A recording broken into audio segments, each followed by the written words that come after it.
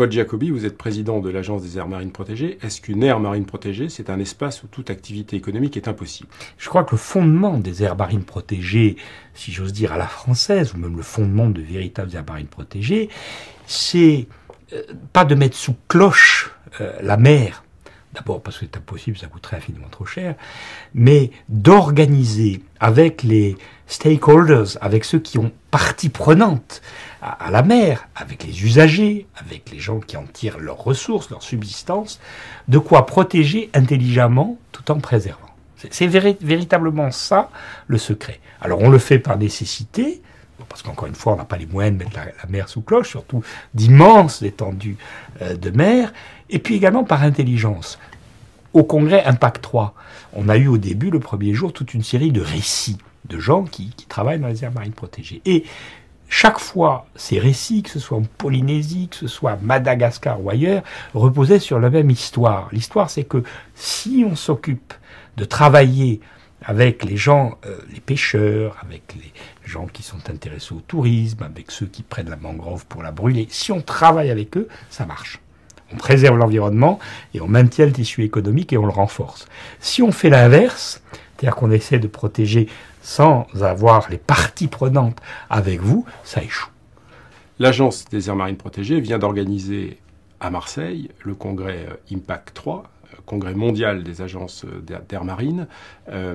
Quelles sont les grandes tendances internationales qui ressortent de ce congrès? Les grandes tendances, c'est quoi? Un, nous avons, vous le savez bien, le domaine maritime, c'est plus grand que le domaine terrestre sur cette planète. Et s'agissant de la France, son empire maritime, qui est le second du monde, territoire qui est sous sa juridiction au titre des zones économiques exclusives, est le second du monde après celui des États-Unis. Et même lorsque nous irons au bout du programme Extra-Plaque, mécaniquement, le potentiel est plus grand que celui des États-Unis. Nous devrions dépasser le potentiel des États-Unis d'Amérique en termes de territoire maritime. Donc c'est un enjeu considérable. Deuxièmement, vous savez, on a toujours su que la mer recelait des richesses immenses. D'ailleurs, il y a plein de mythes, des grandes fortunes, des immenses fortunes maritimes. Le Sinbad le marin au Comte de Monte Cristo, la littérature, le mythe sont pleins de ça. On sait qu'il y a une richesse immense. Elle n'est que très partiellement exploitée et elle est parfois très mal exploitée. Donc, si vous voulez, c'est un enjeu absolument fantastique et Impact 3 a montré un début de prise de conscience. Impact 1, il n'y avait pas grand monde. Impact 2, c'était très technique. Impact 3, des dizaines de ministres viennent à Ajaccio. Alors, naturellement, Ajaccio a beaucoup d'attractions, mais enfin, venir à Ajaccio, c'était pas pour voir Paul Giacobbi ou visiter la maison de Napoléon. C'est parce que c'est un sujet majeur. Le ministre comme le ministre de l'Inde, le ministre d'Italie, celui de la France bien entendu, mais bien d'autres encore, de pays aussi divers que la Tanzanie, la Colombie, etc., viennent le Chili, viennent là pourquoi? Parce que c'est un enjeu majeur. Et ces ministres ne viennent pas là que pour se rencontrer ou pour se congratuler, ils viennent pour déclarer quelque chose. Soyons plus précis encore. Alors ils font un message, c'est pas tout à fait une déclaration juridique, mais beaucoup de ministres qui n'étaient pas là et d'États qui n'étaient pas présents, représentés, veulent s'y associer aujourd'hui. Qu'est-ce qu'ils disent? Ils disent la mer c'est d'une importance capitale et il faut modifier le droit international public. Et en particulier sur un ou deux points qui sont absolument essentiels, c'est permettre que l'environnement, le respect de la biodiversité, puisse être protégé dans la haute mer. C'est-à-dire la haute mer, c'est celle qui est totalement en dehors de toute juridiction. Ça comprend naturellement les ZE, mais dans les ZE, il y a encore un pouvoir, y compris sur l'environnement des États. Dans la haute mer, il n'y en a pas. Il y en a pour certains sujets. Par exemple, pour la traite des esclaves, les nations peuvent agir en haute mer. Mais pour l'environnement, c'est beaucoup plus difficile. Même, il n'y a pas vraiment... Il y a pourtant des coopérations en haute mer de différents États.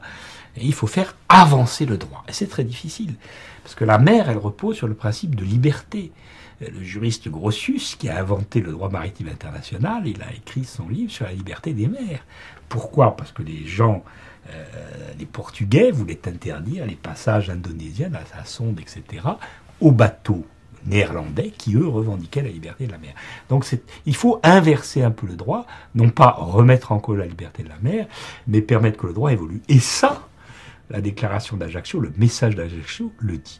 Et puis, par ailleurs, il faut se fixer des objectifs. Alors, on s'est déjà fixé des objectifs. Actuellement, les aires marines, c'est à peu près 3% des eaux. Mais il faut aller beaucoup plus loin que ça. Encore une fois, à la condition qu'on ait une gouvernance des aires marines, comme je vous le disais précédemment, qui s'appuie sur les gens qui sont les parties prenantes, les stakeholders, comme on dit, et non pas sur une espèce de fantasme de mise sous cloche. Et on sait bien, d'ailleurs, sur Terre, ça marche exactement comme ça aussi. La mer n'est pas un désert. La mer, elle est occupée par les pêcheurs, elle est occupée par les navigateurs, elle est occupée aussi par les exploitants miniers, par toutes sortes de gens, mais qui ont conscience des choses. Quand je reçois une lettre des gens qui exploitent les granulats, et de leur représentation syndicale, patronale, en me disant, au fond, l'idée que des taxes sur les granulats pourraient être affectées aux aires marines protégées, c'est une très bonne idée. Parce que ça montrera que nous voulons participer. Vous voyez, vous avez des parties prenantes, qui sont des gens qui font de l'économie, qui font de l'entreprise, mais qui sont conscients des enjeux environnementaux et qui sont conscients qu'effectivement, ils ne peuvent pas détruire la mer. Je trouve on n'en est pas à l'écotaxe. La France est très volontariste en matière de création d'aires marines. A-t-elle les moyens d'en assurer la protection, la surveillance? On a les moyens de la surveillance, ça nous renvoie au problème précédent, si on a un réseau de surveillants et qu'on ne paye pas tous les surveillants soi-même. Alors c'est quoi le réseau de surveillance? D'abord, il y a quand même une marine nationale. Très important, la marine nationale. Bon, elle n'a pas des moyens illimités, elle a des moyens même très limités, puis les temps ne sont pas faciles, mais enfin, c'est un instrument extraordinaire. Et moi, je constate à l'agence la forte implication de la marine nationale dans les enjeux d'environnement. Je rends hommage au préfet maritime, je rends hommage aux marins de la marine nationale française qui font un travail considérable. Deuxièmement, sans ordre hiérarchique bien entendu, vous avez les pêcheurs. Sans les pêcheurs, on ne protège pas. Mais les pêcheurs ont un intérêt naturel à protéger. Il s'agit de préserver leur retour à long terme. Donc il faut un dialogue très approfondi, parce que les pêcheurs ne sont pas scientifiques, mais ils ont une expérience extraordinaire de ce qui fonctionne, de ce qui ne fonctionne pas, de ce qui est en danger, de ce qui n'est pas. Ils sont intelligents, et ils sont d'autant plus intelligents qu'ils sont poussés par la nécessité. Vous avez les compagnies maritimes, vous avez les compagnies de transport, bien entendu, qui ont aussi un intérêt.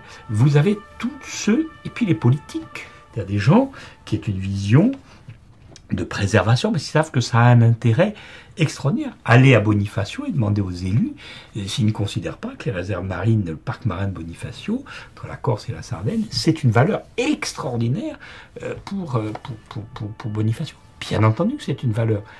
Allez discuter avec les pêcheurs et vous verrez qu'ils sont très conscients de l'intérêt économique que ça présente. Autrement dit, si encore une fois vous les surveillez en surveillant avec des moyens de mise sous cloche en quelque sorte, ça coûte extrêmement cher, ça ne marchera pas. Parce que la mer c'est grand. Vous pourrez y mettre tous les moyens que vous voulez, ça ne marchera pas.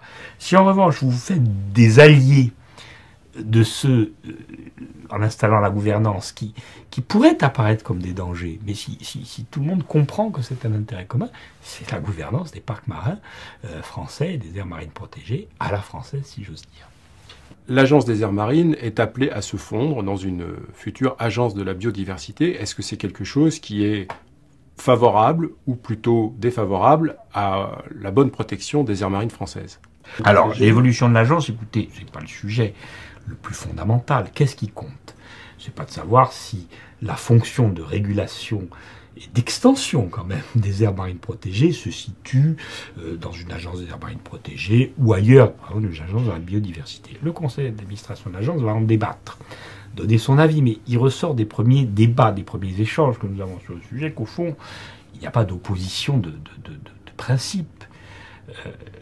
Du moment que on préserverait des moyens, et de préférence des moyens légèrement supérieurs, parce qu'aujourd'hui, on est un peu à l'étiage, même si des efforts sont faits par le gouvernement, même si l'agence s'efforce de mobiliser des ressources externes, on est quand même très juste. Déjà, pour faire ce qu'on fait, c'est-à-dire gérer les parcs marins existants et gérer toute une série d'études dans le cadre notamment de Natura 2000 et de programmes, alors, si on étend le domaine, ça va devenir de plus en plus difficile. Préserver les moyens, premier élément fondamental pour l'agent de la biodiversité. Et deuxièmement, et c'est presque aussi important, même peut-être encore plus important à mes yeux, c'est préserver la gouvernance. Et précisément, cette gouvernance qui associe tout le monde. Autrement dit, si l'agence des aires marines protégées se fond dans une agence de la biodiversité, il faut qu'elle garde une certaine personnalité, en tout cas pas l'agence en tant que telle, mais le sujet garde une personnalité, qui y trouve plus de moyens, plus de convergence aussi, plus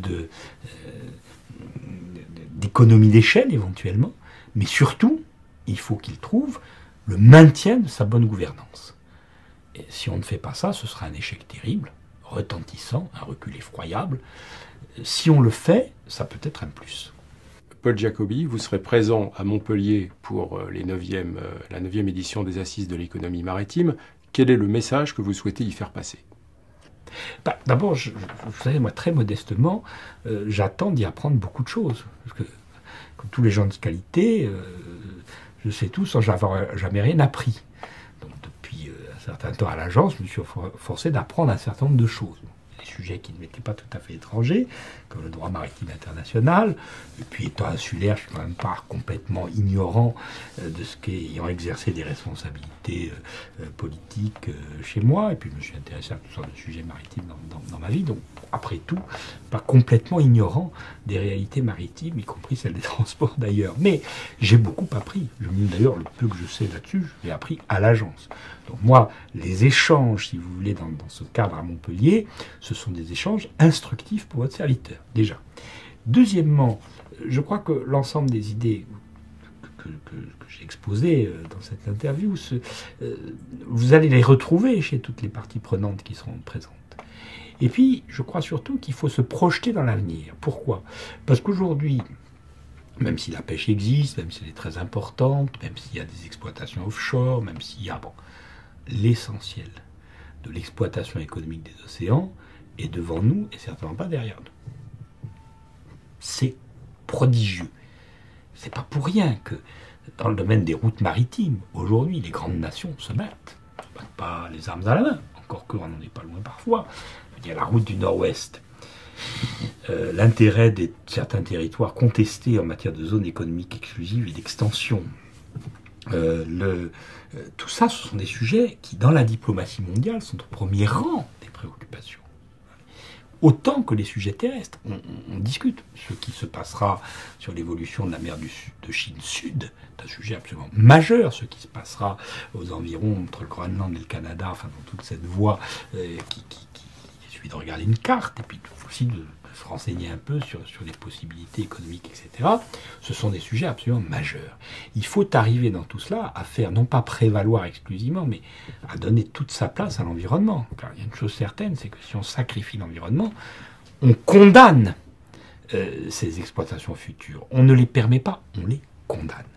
Et nous ne souhaitons pas les condamner, nous souhaitons les permettre. Et puis, du point de vue français, moi je suis quand même très frappé que la France, deuxième nation maritime du monde, au fond, alors est-ce que ça date de la bataille de Trafalgar ou de la rade d'Aboukir, pour des raisons historiques, malheureusement du sabordage de la flotte à Toulon, une espèce de retrait, de recul, de non prise en compte comme un sujet d'importance nationale premier de la mer.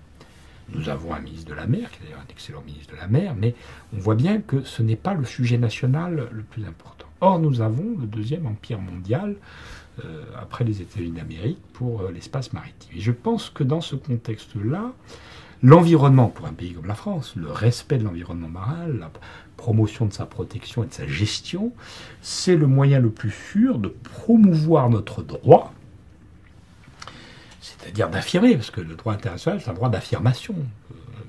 Si on veut aller au-delà, il faut affirmer, il faut promouvoir pour quelque chose. Et de préserver notre bien. J'insisterai à nouveau beaucoup sur ce sujet, parce que c'est un bien qui appartient à la France, parfois, donc il faut en parler.